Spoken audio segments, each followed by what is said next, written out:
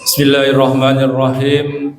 Assalamualaikum warahmatullahi wabarakatuh.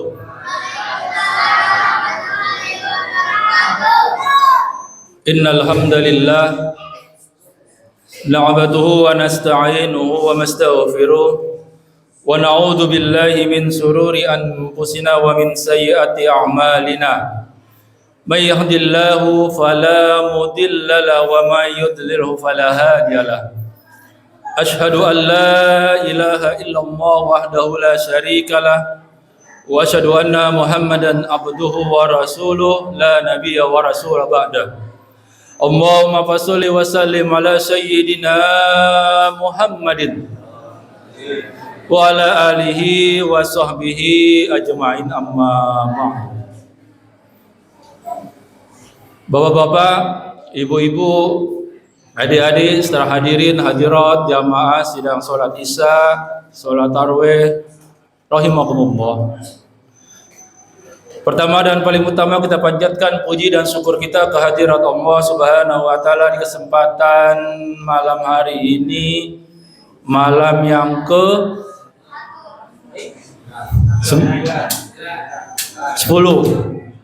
9. Alhamdulillah kita masih dapat beraktivitas menghidupkan malam-malam bulan suci Ramadan dengan sama-sama kita melakukan sholat tarawih pada malam hari ini. Semoga aktivitas ibadah yang kita lakukan dari kita makan sahur keseharian sampai malam ini, Allah lipat gandakan amal kita sebagai amal ibadah yang soleh. Salawat dan salam tak lupa kita sanjungkan ke junjungan kita Nabi besar Muhammad sallallahu alaihi wasallam. Hadirin yang berbahagia, di dalam suatu ayat Allah Subhanahu wa taala telah berfirman, a'udzubillahi minasyaitonir rajim. Bismillahirrahmanirrahim. Ya ayyuhalladzina amanu qu anfusakum wa ahlikum nar. Ayat ini adalah ayat yang merupakan panggilan yang sifatnya khusus, karena yang dipanggil adalah orang-orang yang beriman. Panggilan yang disebut panggilan khas, panggilan tertentu, yaitu panggilan khusus untuk orang-orang yang beriman. Dipanggil untuk apa? Qu anfusakum wa ahlikum naro, untuk menjaga dirinya, untuk menjaga keluarganya dari apa? Dari siksa api neraka. Oleh karena itu, mari di kesempatan malam hari ini kita coba menjaga bagaimana kita melihat akidah kita. Kita melihat tauhid kita melihat keimanan kita. Bagaimana keimanan kita yang kita yakinkan di dalam hati, kita ucapkan dengan lisan kita, dan kita aplikasikan, kita implementasikan dalam hidup dan kehidupan sehari-hari, harus bernuansakan al-Islam, menjalankan perintahnya, menjauhi apa-apa yang dilarang oleh Allah Subhanahu wa taala. Iman sangat penting. Oleh karena itu, mari keimanan kita masukkan secara keseluruhan, totalitas. Di dalam kitab yang namanya, dalam kitab tafsir Ibnu Katsir mengatakan, bertakwalah kalian kepada Allah Subhanahu wa taala, dan berpesanlah kalian kepada semua keluargamu untuk selalu bertakwa kepada Allah. Di dalam tafsir ini kita diperintahkan untuk bertakwa kepada Allah dan memerintahkan seluruh keluarga kita untuk sama-sama beriman dan bertakwa kepada Allah Subhanahu wa taala. Jelas di sini Allah telah memerintahkan.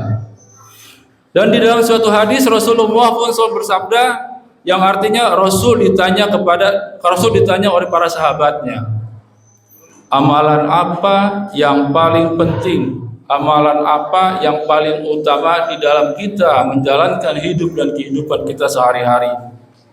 Rasulullah SAW menjawab, iman kepada Allah dan iman kepada Rasul. Inilah iman yang akan menyelamatkan kita tidak hanya di dunia, tetapi insya Allah akan selamat pula di akhirat. Bagaimana aplikasinya di dalam hidup dan kehidupan sehari-hari? Kita sebagai orang tua yang merupakan kepala rumah tangga di dalam hidup kita sehari-hari, tentunya kita akan menjadikan seorang imam di dalam keluarga kita. Imam dalam keluarga kita mengimami istri kita, mengimami anak-anak kita. Sebagaimana di dalam suatu ayat yang mengatakan bagaimana kita mendidik anak kita seperti termaktub di dalam surat Luqman ayat 13. A'udzubillahi minasyaitonirrajim. Bismillahirrahmanirrahim. Ya bunayya la tusyrik billah inna syirka la dzulmun azim. Wahai anakku, janganlah engkau mensekutukan Allah. Inna syirka la dzulmun azim. Sesungguhnya menyekutukan Allah, syirik kepada Allah merupakan zalim yang sangat besar. Bahkan di ayat lain mengatakan innallaha la yaghfiru ay yushrika bihi wa yaghfiru ma duna. Sesungguhnya Allah tidak akan mengampuni dosa-dosa karena perbuatan dosa syirik. Di sini jelas di dalam Al-Quran mengatakan bagaimana kita sebagai orang tua mendidik anak kita. Yang pertama, jangan kita menyekutukan Allah. Poin pertama. Selanjutnya, bagaimana kita mengimprove diri kita sebagai kepala rumah tangga untuk menjadikan anak-anak kita anak-anak yang soleh, anak-anak yang soleha, selalu berinteraksi dengan Al-Quran, mengerjakan yang 5 waktu, mengerjakan pula yang sunah-sunahnya. Selalu berzikir. Ini adalah tanggung jawab kita sebagai kepala rumah tangga. Kita lihat juga bagaimana keluarga kita, mungkin diri kita, mungkin bisa jadi istri kita, mungkin bisa jadi anak-anak kita, dalam hal kita hanya menyembah kepada Allah. Sebagaimana Allah telah berfirman, Qul huwallahu ahad. Katakanlah bahwa Allah itu satu. Allahus Samad, Allah tempat kita meminta. Perhatikan keluarga kita, hanya kepada Allah kita meminta. Tidak ada kita meminta kepada zat-zat yang lain.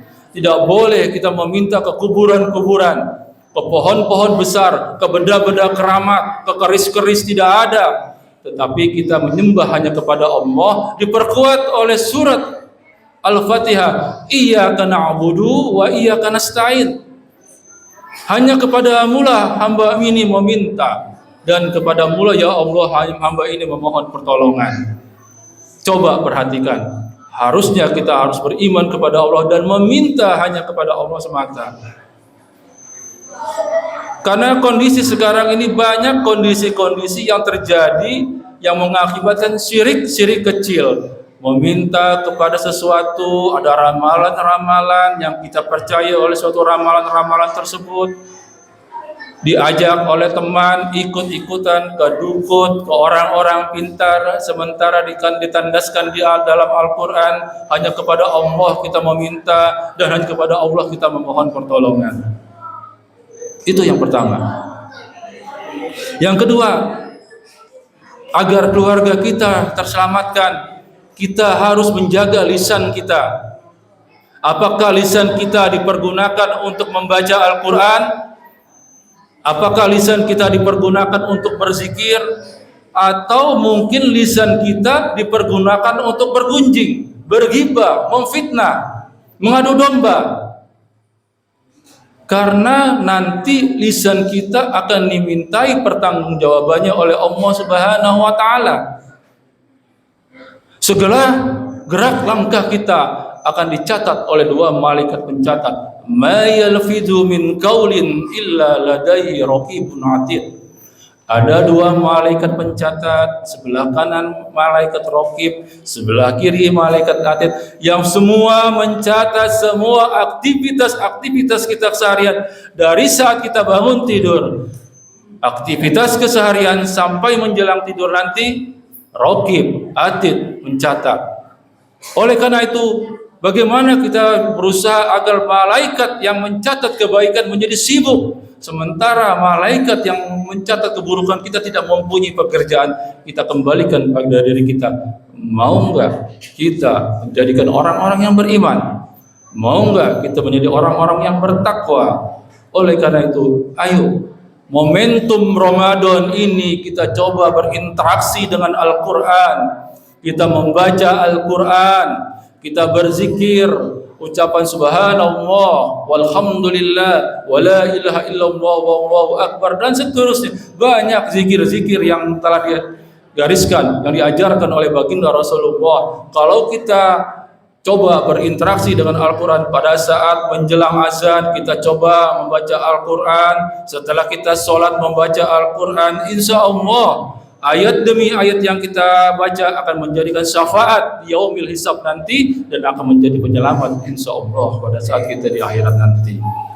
Hadirin yang berbahagia, oleh karena itu ayo kita jaga lisan-lisan kita untuk selalu gemar mengucapkan kalimat-kalimat tauhid.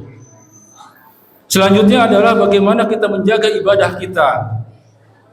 Kita lihat keluarga kita, sholatnya apakah sudah benar, bagaimana rukuknya, sudah benar apa belum, sujudnya apakah sudah benar, bagaimana tumakninanya. Perhatikan, jangan sampai sholat ya sholat, tetapi gerakannya seperti ayam mematuk, taktuk, taktuk, taktuk, cepat sekali.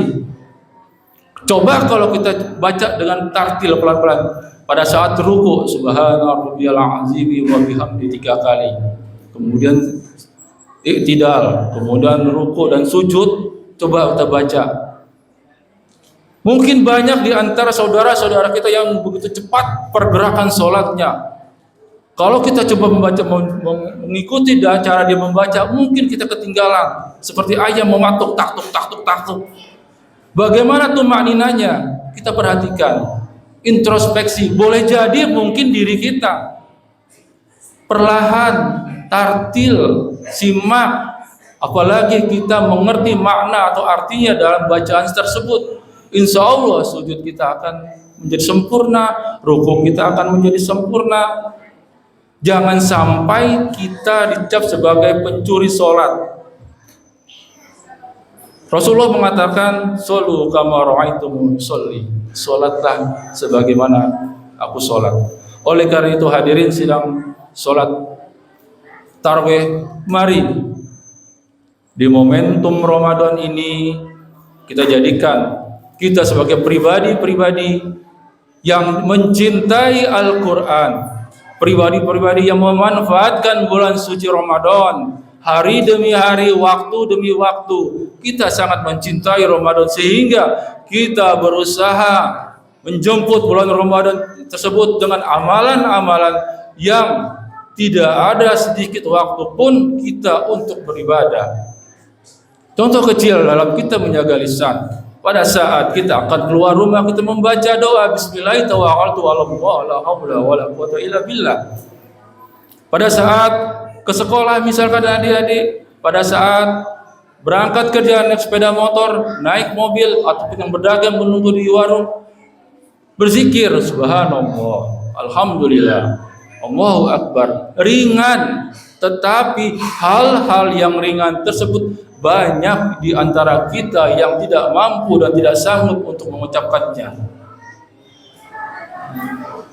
Oleh karena itu, ayo, mumpung ini bulan penuh rahmat, mumpung ini bulan penuh berkah, manfaatkan segala sesuatu yang telah Allah berikan, fasilitas-fasilitas ibadah yang amalannya apabila dilakukan akan berlipat ganda, segera ambil.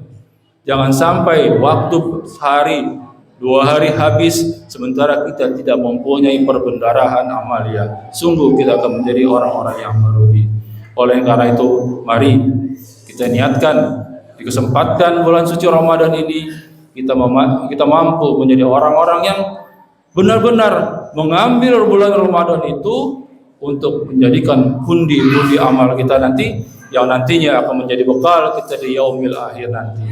Oleh karena itu, mari kita niatkan agar kita menjadi orang-orang yang beriman yang pada akhirnya termaktub di surat Al-Baqarah, la'allakum tattaqun.